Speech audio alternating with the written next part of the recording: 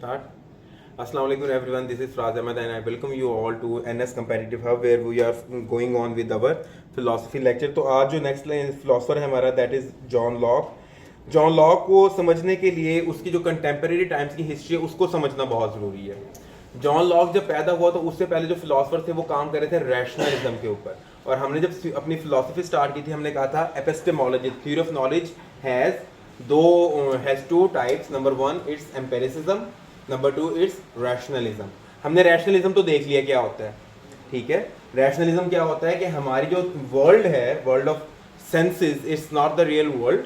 और हमने किस चीज़ से सोचना है, we have to think through our reason, logic. दूसरी हमारे पास क्या है, हमारे पास है एम्पेरिसिज्म. एम्पेरिसिज्म क्या, the world of senses is the real world. क्या हुआ, ये बारिश हो रही है. यस. तो एम्पेरिसिज्म क्या है, एम्पेरिसिज्म हमें बताता है कि world of senses is the real world. जो चीज़ें हम एक्सपीरियंस कर रहे होते हैं वही असर होती हैं. और हम लॉजिकली या आइडियली या इनेट हमारे अंदर जो इंटेलिजेंस है दैट इज नथिंग, वो इस तरह की कोई चीज़ भी नहीं है. तो इसकी एक ही फिलॉसफी है जिसको हम कहते हैं रिप्रेजेंटेटिव रियलिज्म.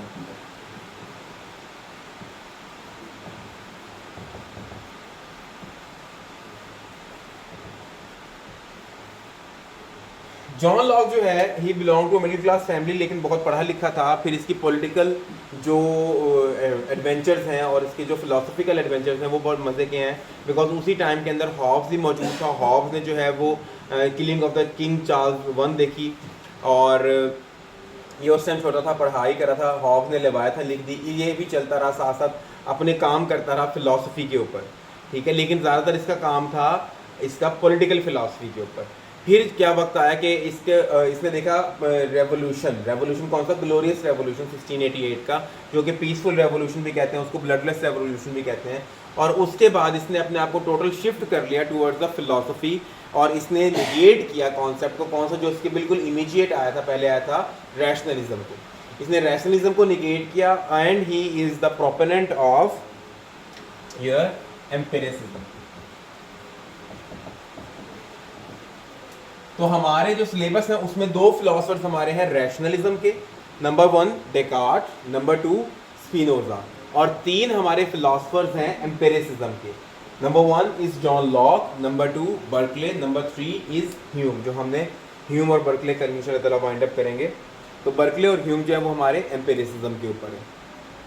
फिर हमारा एक कांट है ऑन ट्रांसेंडेंटलिज्म. फिर हेगल डायलैक्टिकल मटेरियलिज्म. फिर हमारा नीचे सुपरमैन. और फिर हमारे कंटेम्प्रेरी आ जाते हैं जिन बहुत सारे एग्जिस्टेंशियलिज्म के ऊपर, वो सारे डिफरेंट कॉन्वर्सेशन हैं.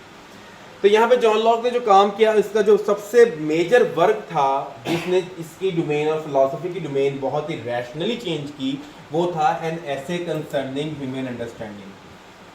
एन एसे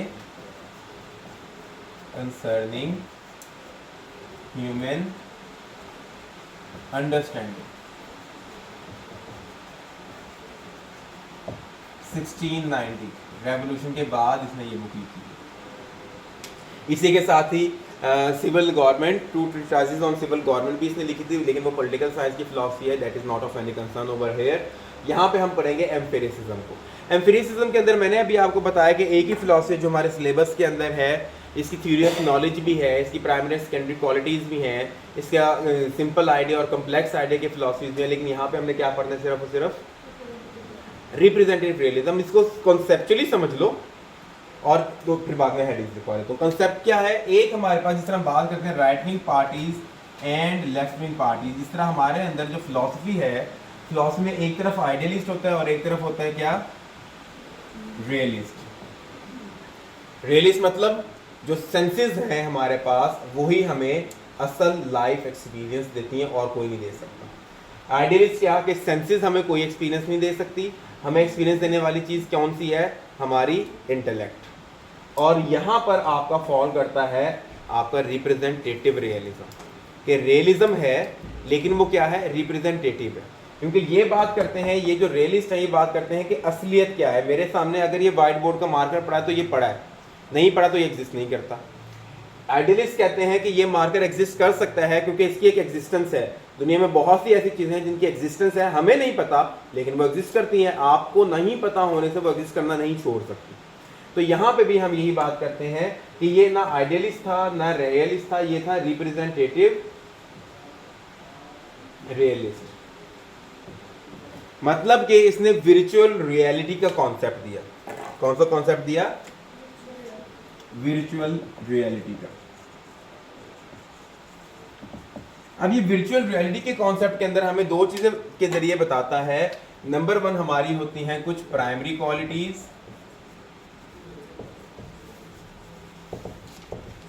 और कुछ हमारी होती हैं सेकेंडरी क्वालिटीज।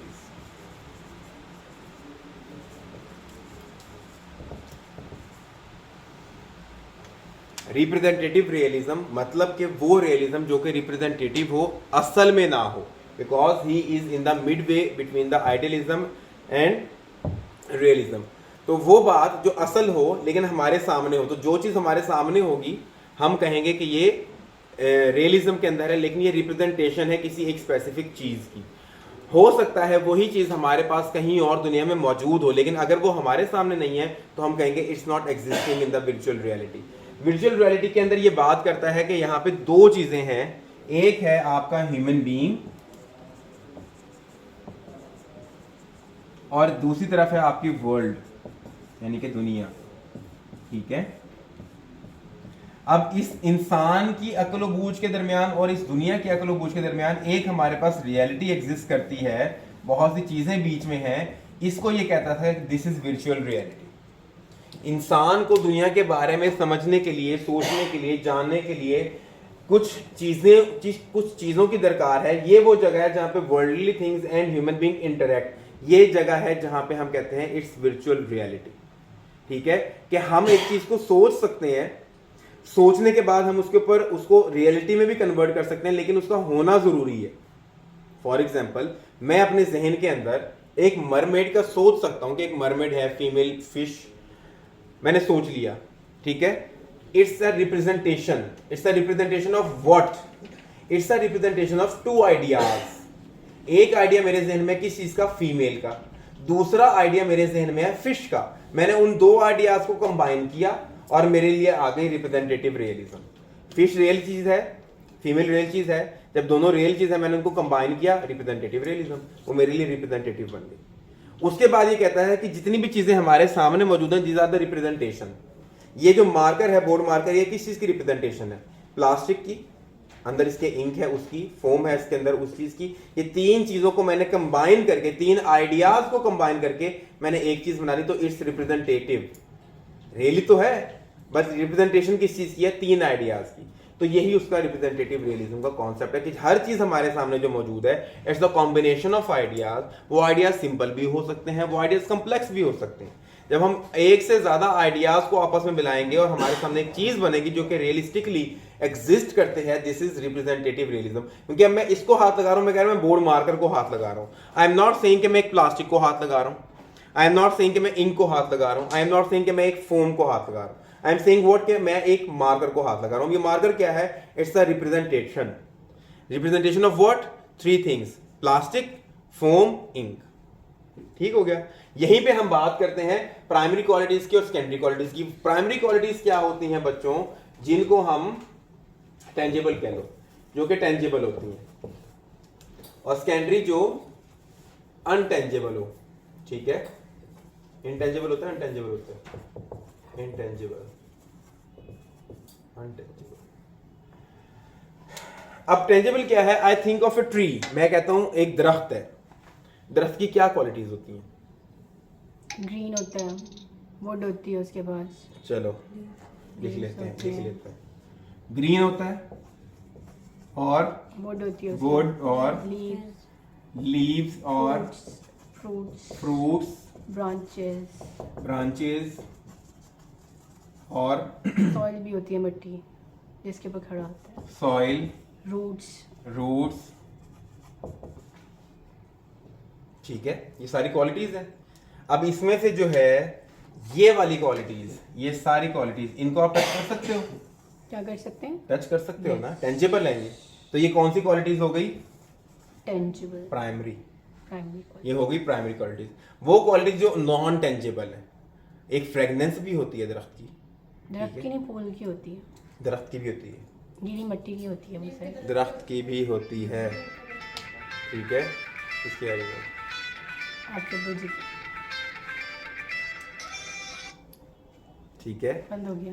मुझे पता है, और वो जो क्लास ले रहे थे वो भी रिवाइव हो जाएगी। तो अब क्या है, हम बात करते हैं कि ग्रीन क्या है। ग्रीन कोई कलर है? Yes no. हम ग्रीन क्यों देखते हैं दरख्त को?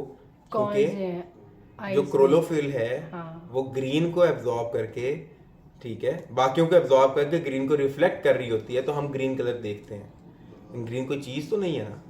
मैं कहूँ कि मुझे कोई ग्रीन चीज़ ला के दो, कोई चीज़ ला के दे सकते हो। मैं आपको कहूँ मुझे वुड ला के दो, वुड तो ला के दे सकते हो। मैं आपको कहूँ लीव्स ला के दो, लीव्स ला के दे सकते हो। मैं आपको कहूँ मुझे ग्रीन ला के दो, ग्रीन ला के दे सकते हो। मैं आपको कहूँ मुझे जो है फ्रेगनेंस यानी कि खुशबू, गुलाब की खुशबू ला के दो, ला के दे सकते हो? नहीं ला के दे सकते, मार्केट से ठीक है। वो उसकी रिप्रेजेंटेशन होगी, असल में नहीं होगी। Yes that would be representation. तो ये सारी बातें हैं कि कुछ हमारे पास सेकेंडरी क्वालिटीज होती हैं, कुछ हमारे पास प्राइमरी क्वालिटीज होती हैं। प्राइमरी क्वालिटीज वो जो टेंजेबल, जो अनटेंजेबल हो, जिनको हम टच नहीं कर सकते, जिस तरह देवदार की है या और नीलम की लकड़ी है और बहुत सी हमारी लकड़ी, जिनकी एक फ्रेगनेंस होती है, उनका एक टेक्सचर होता है, स्पेशल टेक्सचर होता है, उनकी डेंसिटी होती है एक स्पेसिफिक। तो ये क्या है, आपकी सेकेंडरी क्वालिटीज हैं। और ये प्राइमरी और सेकेंडरी क्वालिटीज ही बताती हैं कि how a thing has been representative, ठीक है। मतलब अब ग्रीन जो है इट्स अ रिप्रेजेंटेशन, ठीक है, एक आइडिया है मेरे जहन में ग्रीन का, जो मैंने दरख्तों से अखज किया है। ग्रीन मतलब कोई चीज तो नहीं है, हाँ लकड़ी कोई चीज है। तो primary and secondary qualities combine together to exhibit a virtual reality, ठीक है, to exhibit a representative realism. जैसे मैंने मरमेड की एग्जांपल दी है, मैंने एक गर्ल की क्वालिटीज को, प्राइमरी क्वालिटीज को एक फिश की प्राइमरी क्वालिटीज के साथ कंबाइन किया, ठीक है, खूबसूरती का कॉन्सेप्ट में लेकर आया, that is a secondary quality, ठीक है। अब मैंने क्या बना दी, एक मरमेड बना दी, that is a representative realism. वो एक रिप्रेजेंटेशन है डिफरेंट चीजों की, और डिफरेंट चीजों की क्या होती है, कुछ की प्राइमरी क्वालिटीज होती है, कुछ की secondary quality. This is the small concept of law of representative realism. Any confusion, कोई मसला, कोई मसाइल, ये इतना सा, ठीक है। That's all for today, take care, अल्लाह हाफिज।